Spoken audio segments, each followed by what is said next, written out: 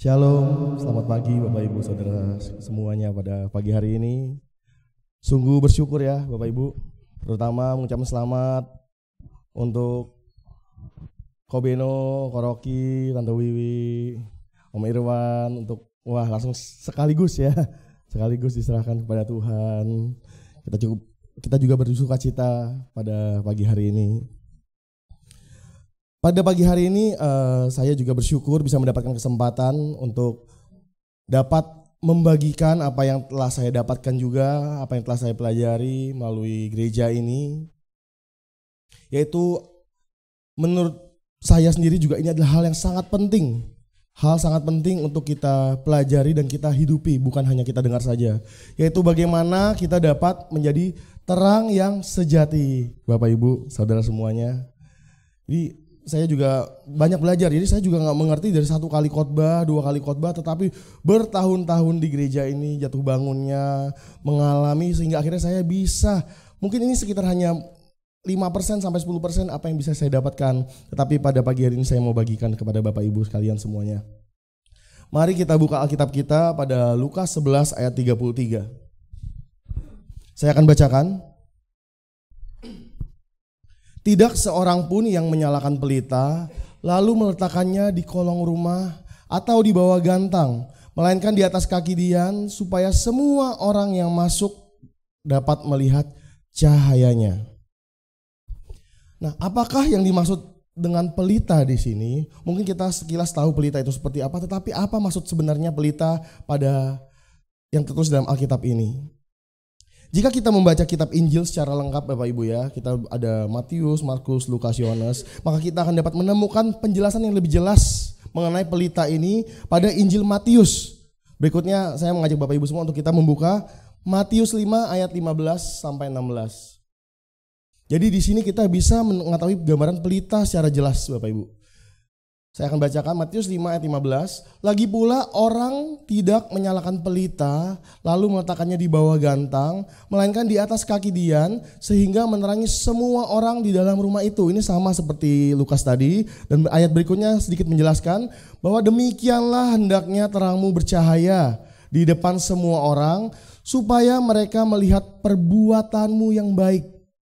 Perbuatanmu yang baik dan memuliakan Bapamu yang di sorga. Jadi di sini lebih jelas ya Bapak Ibu ya. Di dalam Injil Matius ini ditambahkan kata supaya mereka melihat perbuatanmu yang baik. Jadi pelita di sini dapat kita artikan, ketika kita membaca Alkitab kita dapat mengartikannya dalam pikiran kita bahwa pelita adalah perbuatan baik orang Kristen itu sendiri. Nah, sedangkan apa arti kata baik? Dalam budaya dan bahasa Yunani ada dua jenis baik Bapak Ibu yang digunakan di dalam Alkitab. Yang pertama adalah agathos. Ini kita sedikit belajar bersama. Agathos berarti sesuatu yang baik mutunya. Jadi kalau itu suatu barang itu mutunya kualitasnya baik ya. Ada yang jualan baju di sini. Wah, ini bajunya kalau zaman dahulu orangnya ini agathos ini. Ini bajunya agathos, bahannya lembut, bahannya tebal. Ya, ataupun juga bisa menggambarkan moral seseorang. Wah, anak itu sangat agathos sekali. Kelakuannya manis, saat ibadah duduk diam, mendengarkan.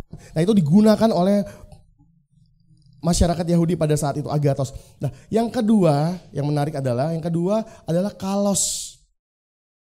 Jadi kalos ini bukan hanya berarti sesuatu yang tidak hanya baik saja Bapak Ibu, baik juga, ini baik, tetapi tidak hanya baik.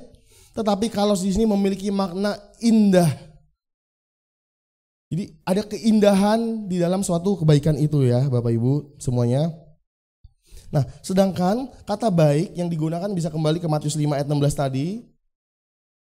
Jadi perbuatanmu yang baik di sini adalah perbuatan ditulis dengan kata kalos. Jadi bukan perbuatan baik saja, bukan hanya perbuatan yang baik di mata manusia saja, tetapi sangat indah. Jadi manusia bisa terpukau dengan kebaikan-kebaikan seperti itu. Rasul Petrus juga mengingatkan agar orang percaya, setiap kita memiliki cara hidup yang baik di tengah bangsa-bangsa bukan Yahudi pada saat itu. Sehingga ketika mereka difitnah, mereka akan melihat perbuatan-perbuatan baik orang-orang Kristen ini dan kemudian memuliakan Allah. Kita bisa melihat di 1 Petrus 2 ayat 12. Milikilah cara hidup yang baik di tengah-tengah bangsa-bangsa bukan Yahudi, supaya apabila mereka memfitnah kamu sebagai orang durjana, mereka dapat melihatnya dari perbuatan-perbuatanmu yang baik dan memuliakan Allah pada hari Ia melawat mereka. Mengapa Rasul Petrus berkata seperti ini? Hal ini dikarenakan pada saat itu gereja yang pertama, gereja mula-mula ada di bawah tekanan yang luar biasa Bapak Ibu. Mungkin tekanan ini tidak bisa kita rasakan sekarang dalam kehidupan kita. Kita bisa pergi ke gereja, kadang-kadang ada gereja yang lokasinya di mall. Kita bisa ke gereja lalu kita makan siang bersama keluarga, bisa jalan-jalan nonton, kita bisa fellowship. Tetapi kita juga harus memahami bahwa kondisi saat itu, gereja saat itu sedang berada dalam tekanan yang luar biasa. Berbagai macam fitnah dan tuduhan dilontarkan untuk orang-orang Kristen pada saat itu Bapak Ibu. Jadi orang-orang Kristen di situ adalah minoritas sekali, ada minoritasnya lagi. Jadi sangat-sangat dihakimi, sangat-sangat difitnah dan sangat dituduh macam-macam. Nih saya sedikit menjelaskan apa saja kira-kira fitnah-fitnah dan tuduhan itu supaya kita bisa merasakan. Yang pertama adalah kekristenan pada waktu itu dianggap sebagai tidak lain sebuah sekte. Bagaimana kalau kita sekarang melihat ada ruko tertutup, bukan gereja, bukan tempat ibadah kepercayaan lain, tetapi itu perkumpulan saja. Jadi pada waktu itu orang-orang Kristen dianggap suatu sekte dari Yudaisme. Karena kebanyakan mereka Yudaisme adalah kepercayaan Yahudi, adat istiadat Yahudi. Sehingga karena kebanyakan dari mereka juga orang-orang Kristen saat itu adalah orang-orang Yahudi, termasuk Tuhan Yesus sendiri dan Rasul Paulus sekalipun. Nah jadi dianggap mereka adalah sebuah sekte. Mereka disebut dalam sekte itu, difitnah, telah mengajarkan untuk orang-orang yang baru pindah ke sekte tersebut, baru pindah agama tersebut untuk menolak para dewa-dewa yang disembah. Jadi dari kecil sudah memiliki dewa-dewa, kepercayaan-kepercayaan, tapi tiba-tiba masuk Kristen langsung gak mau menyembah lagi. Terus mulai tidak menghargai orang tua. Karena kita tahu ya, bangsa Yahudi pada saat itu adat istiadat sangat kental, begitu menghormati orang tua, tiba-tiba saat masuk Kristen gak menghormati orang tua lagi. Lalu meninggalkan adat istiadat kepercayaannya. Ya mungkin itu masih terjadi sampai saat ini ya Bapak Ibu ya. Sampai saat ini masih terjadi, orang masuk Kristen kok sikapnya berubah ya. Kok jadi ngelawan ya, kok jadi ngajarin orang tuanya ya, kok kebanyakan ngomongnya ya. Nah kemudian waktu itu juga oleh bangsa orang-orang pada saat itu, orang-orang Yunani juga memfitnah. Bahkan Nabi Musa juga difitnah Bapak Ibu dalam pengajarannya. Nah, Musa dianggap mengajarkan kepada bangsa Israel untuk jangan berbuat baik. Jangan berbuat baik kepada orang-orang non-Yahudi. Jadi kalau orang itu bertanya jalan kemana, ke kota mana, jangan dijawab. Kalau orang itu haus, jangan diberikan minum. Kalau orang itu juga haus juga, jangan diberikan tempat di mana sumber air berada. Jadi Musa pun difitnah demikian. Kemudian ini yang sedikit lucu sih Bapak Ibu ya. Jadi ada juga ketakutan-ketakutan dari orang-orang pada zaman itu adalah karena bangsa Yahudi dianggap mempunyai propaganda. Apa itu propagandanya? Propagandanya adalah baik kepada orang-orang Yunani. Ramah kepada orang-orang Yunani. Diajak makan, diajak fellowship. Ibaratnya digambarkan adalah sedang menggemukkan orang-orang Yunani. Buat apa menggemukkan orang-orang Yunani? Jadi orang Yahudi saat itu dianggap menggemukkan orang-orang Yunani untuk kemudian dibawa ke hutan lalu diserahkan kepada menjadi korban persembahan. Lalu dianggap dimakan, isi perutnya dimakan dan kemudian menjadi kanibal. Jadi itu mengerikan ya. Mungkin kita bisa mengerti pola pikir masyarakat pada zaman itu Bapak Ibu ya. Sekarang hoax saja orang terpengaruh. Ada info WA aja, info sedikit di WA, wah langsung sebarin, langsung menyebar kemana-mana. Padahal belum tentu benar. Jadi pada saat itu ketakutan melihat sekte, kekristenan yang disebut sekte ini sangat menakutkan. Ini bangsa kanibal ini. Jangan mau makan bersama mereka, jangan mau dibaiki oleh mereka. Kemudian juga berikutnya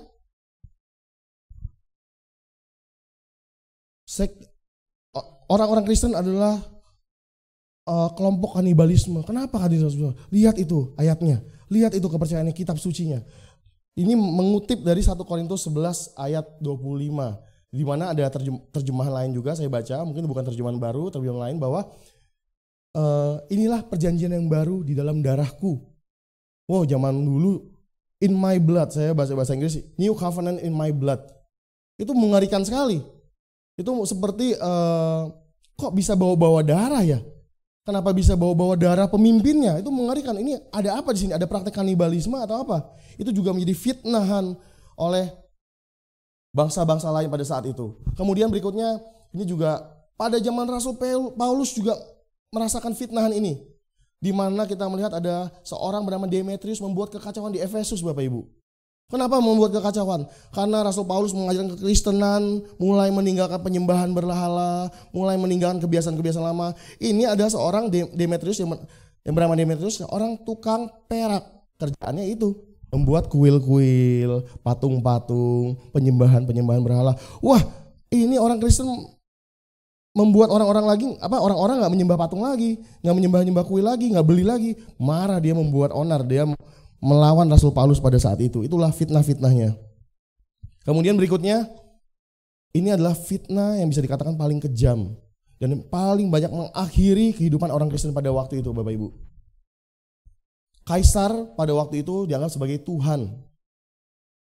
Jadi orang-orang Kristen dipaksa untuk menyembah kaisar. Ya memang ada orang-orang Kristen yang tidak mau. Kebanyakan dari mereka tidak mau menyembah kaisar. Sehingga fitnah-fitnah ini, mereka tidak mau menyembah kaisar, tidak mau turut dalam pemerintahan. Kalau sekarang apa ya Bapak Ibu? Mungkin golput gitu ya. Golput atau mau menjadi kaum oposisi, mau bikin kudeta. Nah itu hukumannya adalah penganiayaan berat sampai hukuman mati. Jadi Rasul Petrus mengatakan bahwa orang Kristen harus membuat seluruh hidupnya baik dan menarik seperti Yesus agar segala tuduhan dan fitnah yang mengarah ke dirinya dapat dipatahkan, dapat dibuktikan bahwa itu tidak benar. Suka atau tidak suka, sejak seseorang menjadi Kristen, kita semua adalah iklan yang berjalan bagi kekristenan melalui cara hidup kita, Bapak Ibu. Orang Kristen harus menampilkan gaya hidup yang membuat orang lain tertarik. Mungkin kita tidak langsung mengajak, ayo ikut kita menyembah Allah kita, menyembah Tuhan kita. Tetapi kita harus menjadi menarik di mata orang lain. Kok dia berbeda ya? Kenapa dia bisa berbeda? Kenapa ada orang yang disakiti terus tapi tetap tidak pernah marah? Kita mungkin pernah menyaksikan orang-orang seperti itu Bapak Ibu ya. Mungkin bukan juga seorang Kristen. Tetapi orang ini kok jarang marah. Orang ini tidak pernah berbuat curang, tidak pernah telat, tidak pernah emosi. Nah, jadi hal ini nggak hanya berlaku untuk kita menarik perhatian orang-orang yang belum mengenal Tuhan. Kehidupan kita sebagai orang Kristen itu juga menarik. Baik aktivis, pengurus, pemimpin sekalipun, kita harus membuat orang-orang di dalam gereja pun menarik. Tertarik kepada kita. Tertarik kepada apa yang kita serahkan hidup kita. Bagaimana seorang anak ikuti pelayanan dari minggu pagi sampai minggu malam. Sekaligus ia adalah seorang aktivis, pengurus. Bagaimana membuat orang tuanya belum percaya, itu saya alami juga. Orang tua yang belum percaya bagaimana tertarik melalui kehidupannya. Bukan dari pagi sampai malamnya. Pesan Rasul Petrus ini, yang tadi 1 Petrus tadi berparalel dengan Matius 5 ayat 16, kita baca sekali lagi, mungkin ditampilkan saja. Sangat berparalel dengan Matius 5 ayat 16 tadi. Karena pasti ini adalah hal pesan yang terngiang-ngiang di telinga Rasul Petrus. Rasul Petrus adalah murid langsung dari Tuhan Yesus. Sehingga ia mendengarkan sendiri, menyaksikan sendiri saat Tuhan Yesus berkata seperti ini. Sehingga bisalah, kembali ke 1 Petrus tadi, bisalah Rasul Petrus mengucapkan kata-kata ini. Karena ini adalah kata-kata perkataan gurunya secara langsung. Perbuatan baik di sini adalah berbicara tentang manifestasi iman kita. Orang-orang percaya yang telah diselamatkan ini adalah manifestasi iman kita yang nyata yang dapat dinikmati oleh sesama. Tapi sayangnya Bapak Ibu ya, sayangnya ya ini juga saya berkaca kepada diri saya sendiri. Sayangnya fitnah-fitnah tuduhan tadi yang ditujukan kepada gereja pertama jemaat mula-mula sekarang bukan fitnah lagi. Sekarang telah menjadi kenyataan. Memang banyak kasus-kasus di mana orang-orang Kristen cara hidupnya kurang ajar, cara hidupnya tidak hormat dengan atasan, sesukanya, terlambat, kerjanya malas-malasan, dikit-dikit izin mau ibadah, dikit-dikit izin mau komsel, dikit-dikit izin mau retret. Orang Kristen sungguh menyebalkan. Ini orang bukan Kristen aja kerjanya full. Kalau orang Kristen cenderung mau banyak liburnya. Ada lagi juga orang-orang Kristen dipandang sebagai sekarang gereja sekarang pecah, di mana-mana pecah. Oh, gereja ini pecah ya. Oh, sekarang pecah ya. Jadi mendengar gereja yang pecah itu bukan kesedihan lagi. Oh, sekarang pecah ya. Siapa ini pemimpinnya sekarang? Kok bisa pecah ya? Oh, seperti itu ya. Oh, buka di sininya. Bahkan buka di tempat yang sama dengan gereja yang pecahannya. Ya beginilah Bapak Ibu, sekarang fitnahan-fitnahan, tuduhan-tuduhan itu menjadi kenyataan. Ironisnya, ini seperti apa ya Bapak Ibu ya? Orang Kristen menjadi lebih batu sandungan daripada menjadi terang itu sendiri. Ini seperti yang dikatakan firman Tuhan, mengatakan bahwa orang-orang ini menyalakan terang, kelihatan baik di gereja, aktif di gereja, tetapi lalu terang itu diletakkan di bawah gantang, artinya tidak ditampilkan. Terang dan perbuatan baik kita, kekristenan kita tidak dapat dirasakan oleh sesama. Padahal tadi Bapak Ibu ya, kita katakan, apa firman Tuhan katakan, suka gak suka, ini kesimpulannya, suka tidak suka kita harus memperbaiki cita kekristenan ini. Kita adalah iklan berjalan, kita adalah suratan yang terbuka. Sekarang juga bahkan ada pendeta-pendeta yang ya mungkin sedikit lah Bapak Ibu, saya juga sedang tidak menyerang pendeta-pendeta di atas sini, tetapi memang ada kenyataannya berita yang baru-baru ini viral adalah pendeta bernama Alf Lukau dari Afrika Selatan. Beliau menjadi kontroversi, menjadi pergunjingan saat mengklaim bisa menghidupkan orang mati kembali. Ternyata itu semua hanya penipuan Bapak Ibu. Itu semua hanya alat untuk memperkaya diri. Itu menyedihkan sekali. Bayangkan Bapak Ibu ya, jemaat-jemaatnya bagaimana melihat pendetanya melakukan mujizat kemudian dituntut masuk penjara, melakukan penipuan. Itu iman langsung hancur seketika. Coba lihat kekayaannya. Di saat jemaat-jemaat miskin di Afrika Selatan kelaparan memberikan persembahan untuk sembuh, dia enak-enakan membeli mobil Porsche sendiri. Banyak sekali ada pesawat pribadi. Ya inilah kurang lebih banyak sekali nabi-nabi palsu yang merusak citra kekristenan Bapak Ibu. Nah, ini adalah yang penting juga. Kemudian adalah menjadi pengikut Kristus berarti kita menjadi orang-orang yang mulai meninggalkan hak-hak kita, tanggung jawab mulai meninggalkan keinginan kita, tuntutan kita. Kita mulai menonjolkan mengenai tanggung jawab kita, kewajiban kita, hak-hak kita tinggalkan Bapak Ibu. Menjadi seorang Kristen tidak memiliki pilihan selain meninggalkan hak-hak tersebut.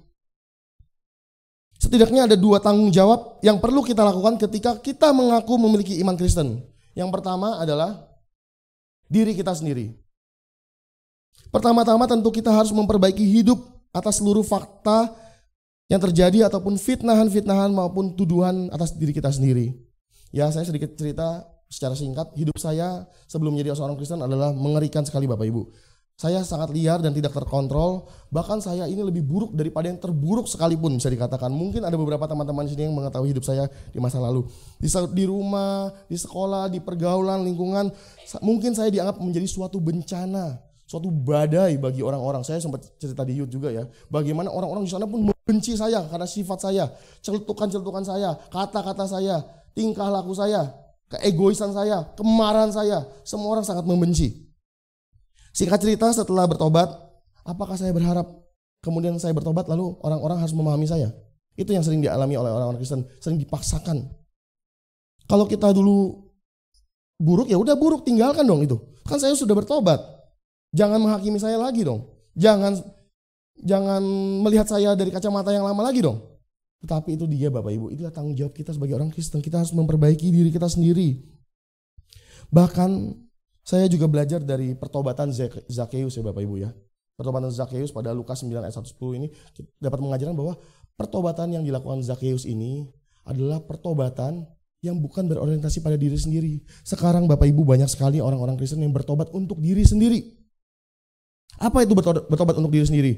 Ya ada istilah ya di gereja-gereja diajarkan, ayo kita mendandani manusia batiniah kita. Oh iya, mendandani manusia batiniah. Aku mulai pagi harus berdoa. Aku harus rajin gereja, aku harus pelayanan, aku harus baca Alkitab, mendandani manusia batinnya sendiri. Tetapi pertobatannya hanya untuk diri sendiri. Yang penting aku masuk surga aja. Yang penting aku bisa menyenangkan Tuhan lewat membaca Alkitab, lewat ibadah aku bisa menyenangkan Tuhan. Dipikir seperti itu Bapak Ibu. Tetapi kita belajar dari pertobatan Zakheus ini. Pertobatan sejati tidak pernah egois. Zakheus bahkan menyerahkan separuh hartanya untuk orang miskin. Dan kemudian untuk orang-orang yang dirugikan dibayar 4 kali lipat Bapak Ibu. Sehingga pertobatan, cara kita memperbaiki diri sendiri, jangan kita menuntut untuk orang lain mengerti. Oh, saya sudah bertobat, jangan pandang saya begitu lagi dong. Jangan melihat saya gitu lagi dong. Tapi kita harus berjuang Bapak Ibu. Kita harus berbuat baik kepada orang-orang yang masih membenci kita. Kita harus berbuat baik bahkan untuk orang-orang yang tidak kita kenal. Pertobatan seperti inilah yang akan menyenangkan hati Tuhan. Pertobatan yang egois, percayalah Bapak Ibu, yang punya tujuan masuk surga sendirian, itu tidak akan pernah berharga di mata Tuhan. Untuk itu, tanggung jawab kita setelah diri kita sendiri, tentu kita pertama-tama diri kita sendiri, kemudian adalah tanggung jawab kita untuk seluruh kekristenan secara universal. Ini tanggung jawab kita kedua Bapak Ibu. Apa maksudnya? Ajaran Yesus tidak pernah membuat manusia menjadi mementingkan diri sendiri. Karena itu dibuktikan, diperagakan lewat pengorbanannya.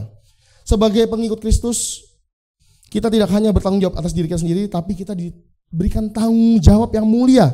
Yaitu bagaimana kita diberikan tanggung jawab untuk memulihkan citra kekristenan yang sudah semakin pudar.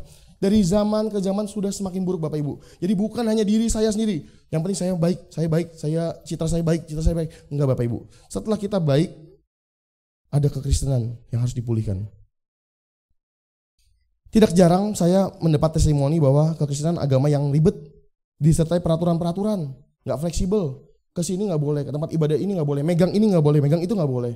Atau juga malah kekristenan itu terlalu bebas. Orang-orangnya liar sekali. Apapun dimakan.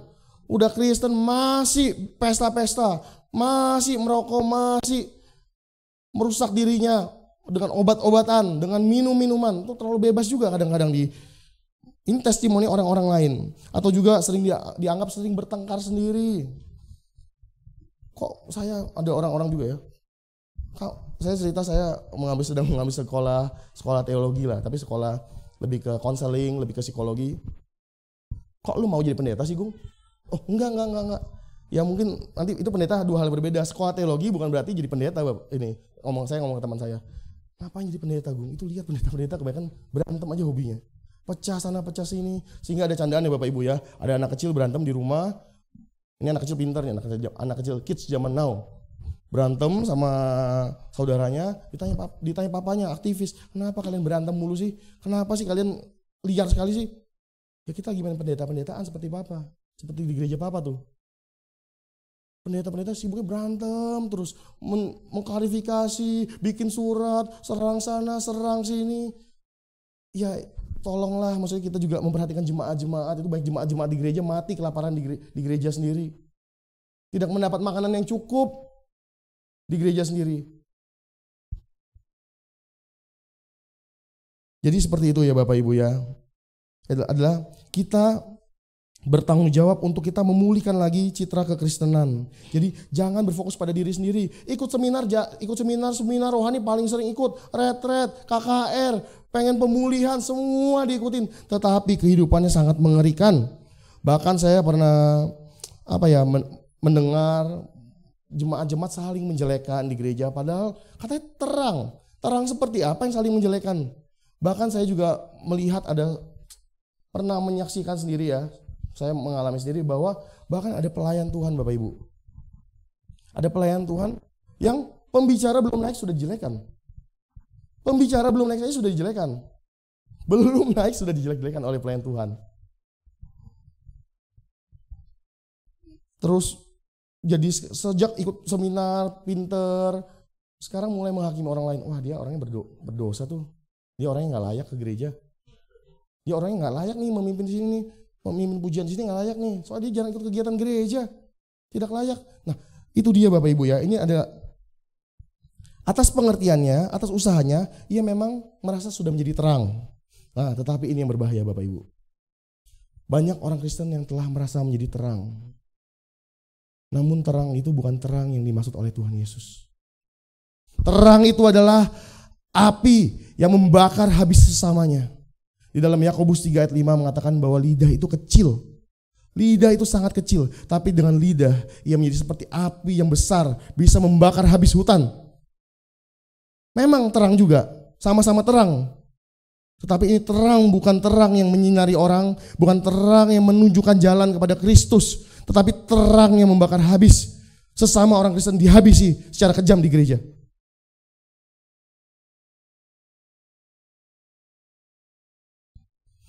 Tetapi Bapak Ibu, saya juga sama seperti Bapak Ibu, saya juga bertanya.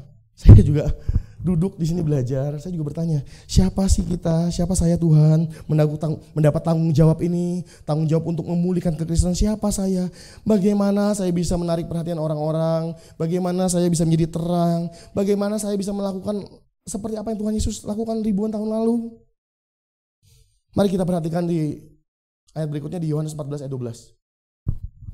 Aku berkata kepadamu, sesungguhnya barang siapa percaya kepadaku, ia akan melakukan juga pekerjaan-pekerjaan yang aku lakukan. Bahkan pekerjaan-pekerjaan yang lebih besar daripada itu, sebab aku pergi kepada Bapa.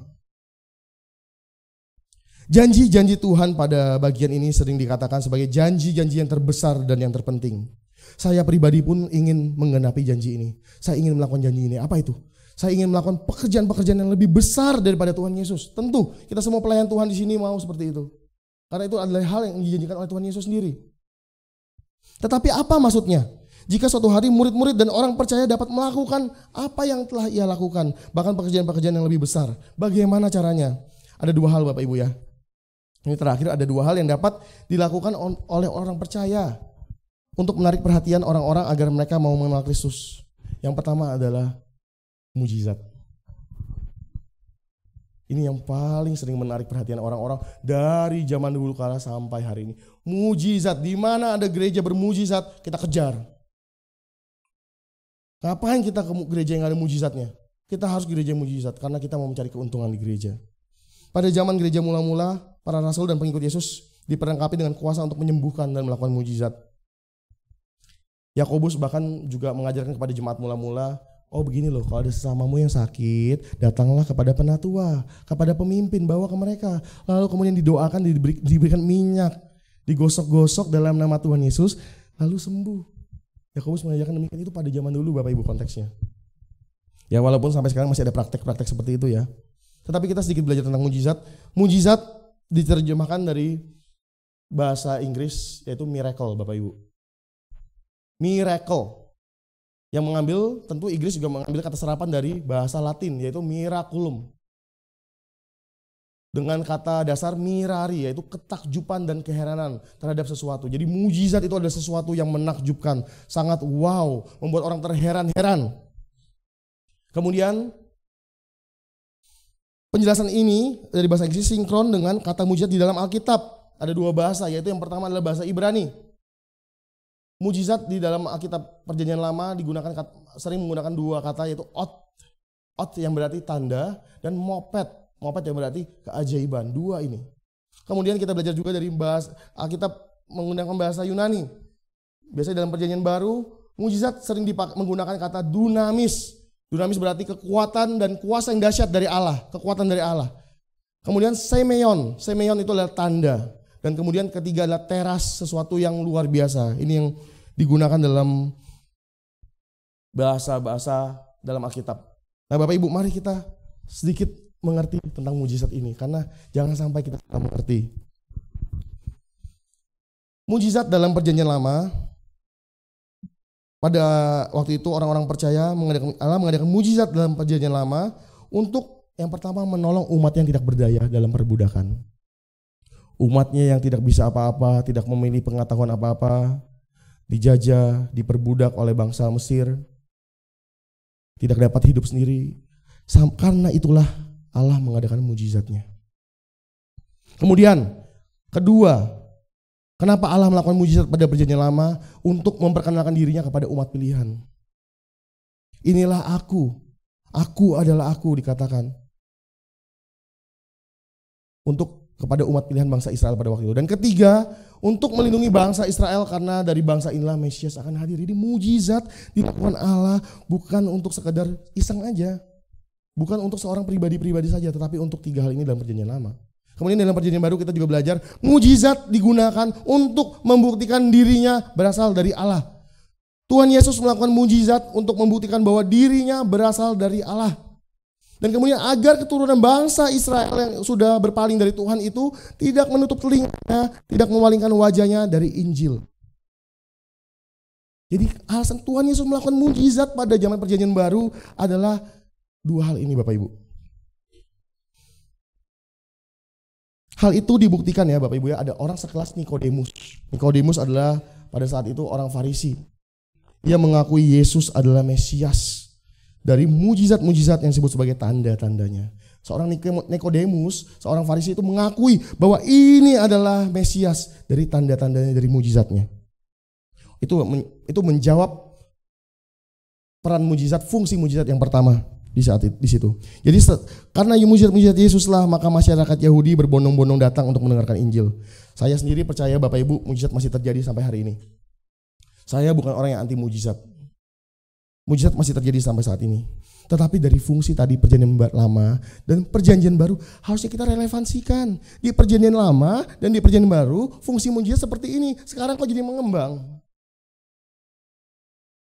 Kok sekarang hari ini mujizat bukannya untuk tanda-tanda seperti itu, sekarang malah direndahkan maknanya. Sekarang mujizat dianggap jadi solusi, jawaban, jalan keluar. Dan membuat orang Kristen ketergantungan, kecanduan, manja. Sakit flu sedikit. Ada gambarnya ya. Sakit flu dikit, minta mujizat. Sakit karena tabur tuai sendiri, sakit penyakit berat, minta mujizat. Kemudian mau minta rumah, beli rumah, ada doanya ini di YouTube Bapak Ibu. Doa untuk kita membeli rumah yang baru. Ada doanya nanti. Mungkin Bapak Ibu pulang di sini bisa dibuktikan ya, dapat rumah baru nggak besok? Kemudian untuk beli mobil, kita nggak berdoa untuk kasih, kita hanya berdoa untuk mobil katanya. Jadi untuk rumah, untuk mobil, aku mau punya rumah, mau punya mobil tuh kayak jemaat yang itu tuh, kayak pengurus yang gereja itu tuh. Kalau komsel tuh bawa mobil, kita nggak ada mobil. Tuhan, tolong dong Tuhan, aku perlu mobil nih, bosan naik motor. Mujizat terjadi dong Tuhan. Banyak sekali Bapak Ibu ya. Jadi memberikan apa ya? Ada juga gereja-gereja yang mengajarkan bahwa kita angkat dompet kita agar dilipat gandakan. Berkat-berkat ini dilipat gandakan. Seolah-olah kita sedang berbisnis sama Tuhan. Kita memberi persembahan. Aku memberi persembahan hari ini 50.000 lah Tuhan. 50.000 gede dikit lah. Semoga aku diberkati 2 juta. Jadi aku memberikan supaya aku diberikan berkali-kali lipat. Ini sedang berbisnis kepada Tuhan. Ya, singkatnya mujizat zaman ini lebih banyak dipergunakan untuk kepentingan pribadi, bukan lagi untuk kepentingan kerajaan Allah. Tidak sedikit Bapak Ibu orang yang sembuh dari penyakitnya, kemudian bukan menjadi pelayan Tuhan, bukan mengabdikan hidupnya untuk mengikut Kristus. Sembuh jadi penjahat, sembuh jadi penipu, sembuh carain istrinya nikah lagi. Itu bukan mujizat Bapak Ibu. Itu memang sembuh aja pada dasarnya. Dia bisa membeli pengobatan-pengobatan mahal, masuk ke rumah sakit ternama, dokter-dokter yang hebat, jelas sembuh. Mujizat Tuhan tidak pernah dipakai, Tuhan mengerti ya. Tuhan tahu jauh ke depan. Tidak mungkin mujizat ini dilakukan untuk menyembuhkan orang yang menjadi biang onar di dalam gereja. Ada lagi kasus menarik di mana gereja mengajak jemaat berdoa. Ayo kita berdoa untuk ekonomi bangsa ini. Baru-baru ini rupiah melemah. Ayo kita berdoa untuk bangsa ini. Kemudian berharap rupiah menjadi menjadi menguat lagi, dolar terhadap rupiah menjadi menurun. Ya kalau bisa satu dolar itu 10.000 rupiah aja Tuhan. Amin. Kami berdoa untuk bangsa ini, untuk negeri ini, berdoa pagi hari, doa fajar, doa malam, doa semalam suntuk untuk ekonomi bangsa ini. Loh, tapi di Eropa sana, di Amerika sana orang-orang juga berdoa. Kalau itu untuk kepentingan diri sendiri, untuk kepentingan bangsa sendiri atau kelompok sendiri, loh bagaimana? Tuhan bingung dong. Ini bangsa Indonesia berdoa untuk menguatkan rupiah. Bangsa Amerika lebih kencang lagi doanya untuk menguatkan dolar. Ini bagaimana? Tuhannya bingung. Ada kasus lagi Bapak Ibu. Seorang karyawan berdoa. Menuntut sih, sedikit maksa Tuhan sih. Menuntut untuk Tuhan kiranya ya penghasilanku bisa naik lah Tuhan lah. Tunjukkan jalan Tuhan, bukakan jalan. Berikan jawaban, berikan pekerjaan yang membuat aku bisa mendapat penghasilan untuk bisa nyicil ini, nyicil itu Tuhan. Tolong Tuhan. Ya, di rumahnya bosnya juga berdoa Bapak Ibu. Ikut persekutuan doa. Bosnya juga berdoa, Tuhan semoga majukanlah usaha ini. Kiranya pengeluaran menjadi efisien. Perusahaan ini dapat berkembang lagi. Dapat semakin maju lagi. Belum lagi customernya juga berdoa, Bapak Ibu. Customernya juga berdoa, 3 pihak ini yang berdoa. Customernya berdoa, Tuhan semoga barang-barang semakin murah, harga-harga semakin turun. Pokoknya supaya usaha juga maju. Ini doa ini bertabrakan semua Bapak Ibu. Bayangkan kalau Tuhan menjawab doa seseorang, memberikan mujizat kepada seseorang itu lewat setiap kepentingan pribadi. Kacau dunia ini. Tuhannya ada banyak, Tuhannya bisa berantem sama diri sendiri itu. Inilah maka Ibu, ini tidak masuk akal. Seperti ini, kita berhati-hati ya pengajaran mujizat di gereja-gereja ini. Bukannya jemaat semakin mengasihi Tuhan, tetapi malah menodong, menuntut Tuhan.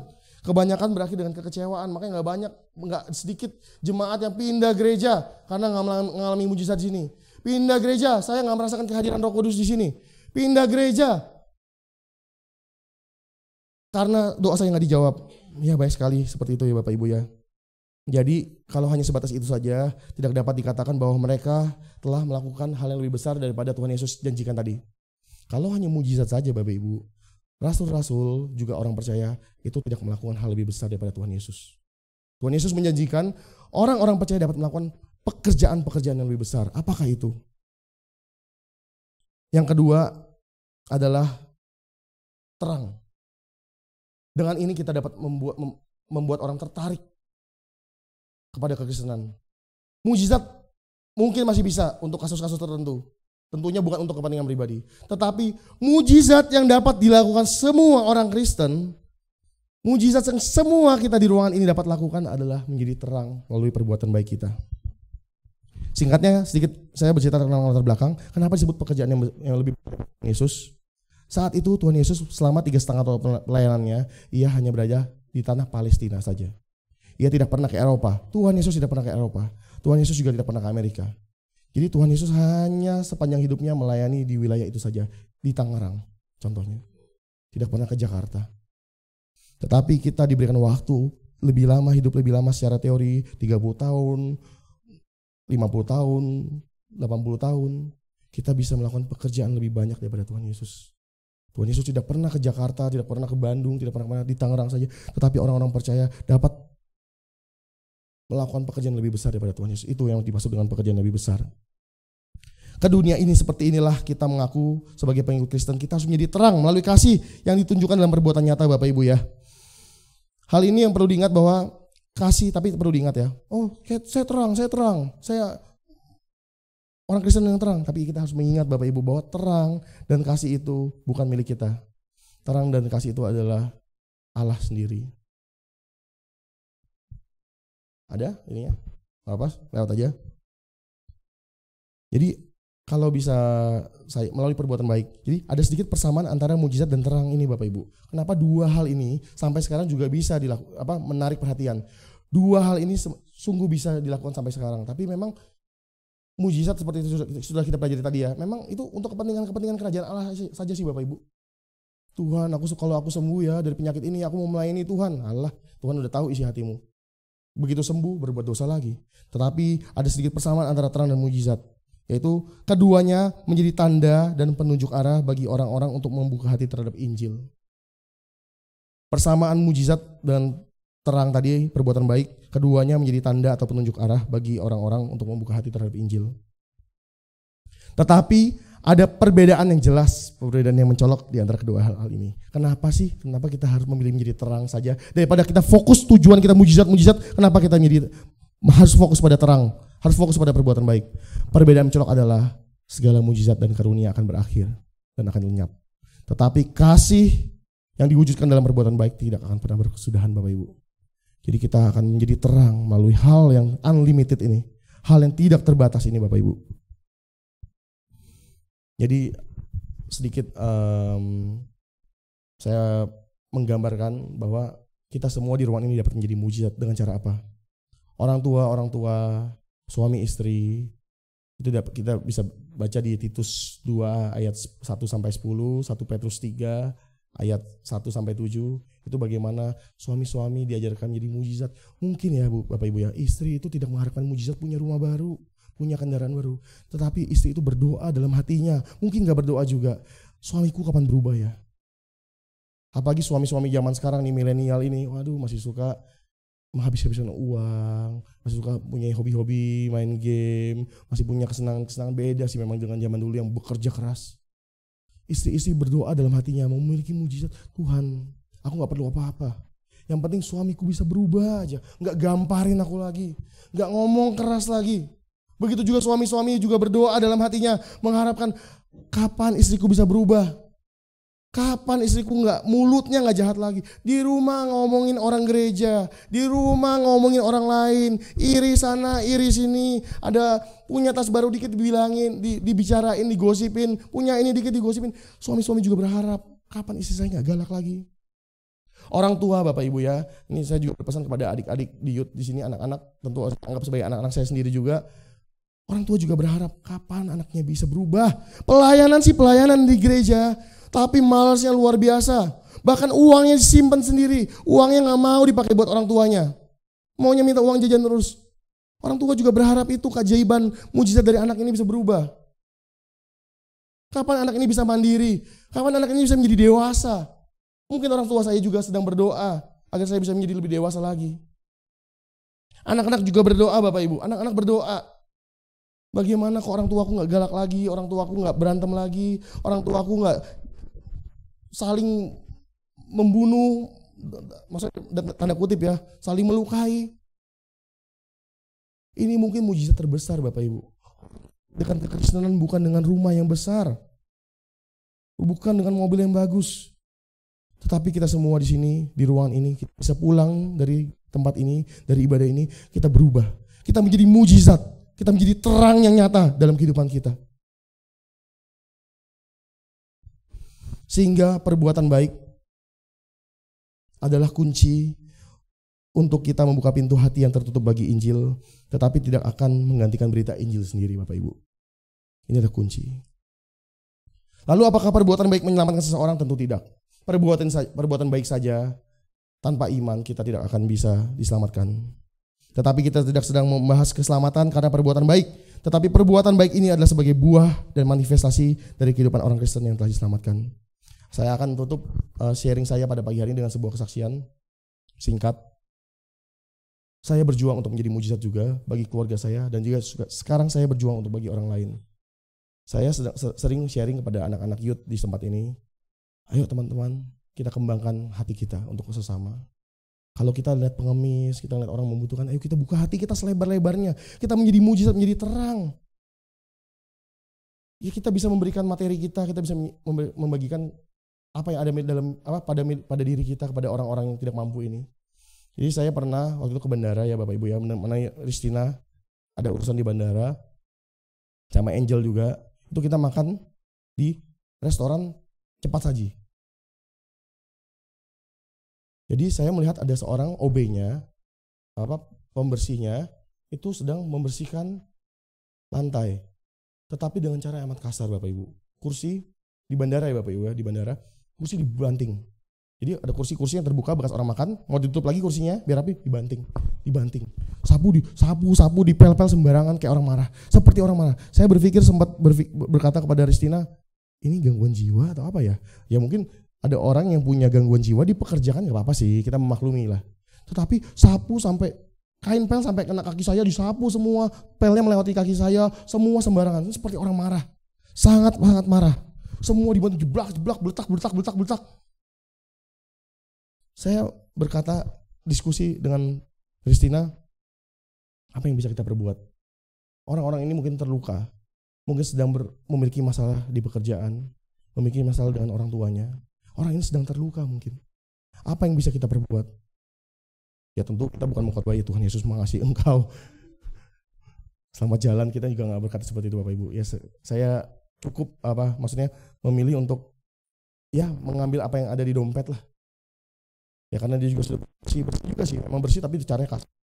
Jadi saya mengambil ya cukup besar, nilainya cukup besar, cukup lebih besar karena itu khusus sekali. Saya mempunyai beban yang khusus untuk orang ini. Kita serahkan.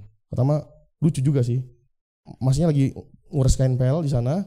Saya mau ya bingung kan gimana sih ngasihnya, ya udah saya pura-pura mau cuci tangan. Ya sekalian cuci tangan lah, saya ke sana. Saya datang sana cuci tangan, lah masnya malah pergi gini.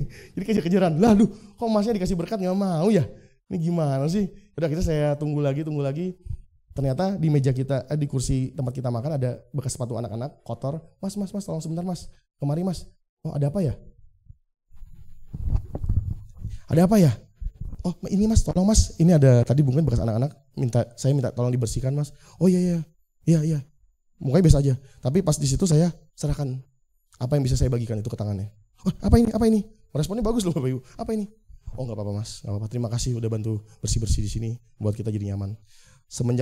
Setelah saya berbicara seperti itu, saya pergi bersama Christian dan Angel, kita keluar, pergi aja udah, pergi dan pulang, kita nggak menengok ke belakang. Saya tidak tahu apakah perbuatan seperti itu ya, perbuatan tindakan nyata seperti itu dapat menyentuh hati dia. Mungkin dia adalah seorang yang membenci ras-ras suku-suku tertentu. Mungkin di matanya suku-suku tertentu itu sangat pelit, sangat galak, sangat egois. Dan mungkin bagi pandangannya agama tertentu itu hanya bisa ngomong doang. Agama tertentu itu jahat, hanya bisa ngerebut jemaat saja. Mungkin itu pandangannya. Tetapi mungkin juga pada hari itu sedikit perbuatan saya ini dapat merubah cita kekristenan. Dapat membuat orang-orang memandang, oh ternyata nggak semua orang jahat. Hanya hal kecil saya bisa lakukan. Itu baru saja saya saja yang melakukan. Bagaimana kalau kita semua, bagaimana semua orang percaya melakukan itu? Dampaknya akan luar biasa Bapak Ibu. Sangat luar biasa. Ketika saya berjalan, saya mengalami rasa terharu yang amat luar biasa. Saya bukan terharu kepada tindakan saya sendiri. Saya benar-benar merasakan haru. Bisa menetes air mata Bapak Ibu. Tetapi rasa haru ini bukan karena perbuatan saya sendiri. Karena ini ampun Tuhan, ternyata inilah kasih Kristus. Saya dilawat oleh kasih Kristus dalam saya melakukan perbuatan itu. Oh inilah kasih Kristus. Saya terharu. Dan saya sangat diberkati melalui kejadian itu. Bukan saya memberkati orang saja, tapi saya juga sangat diberkati. Itu saja Bapak Ibu, amin untuk firman pada pagi hari ini.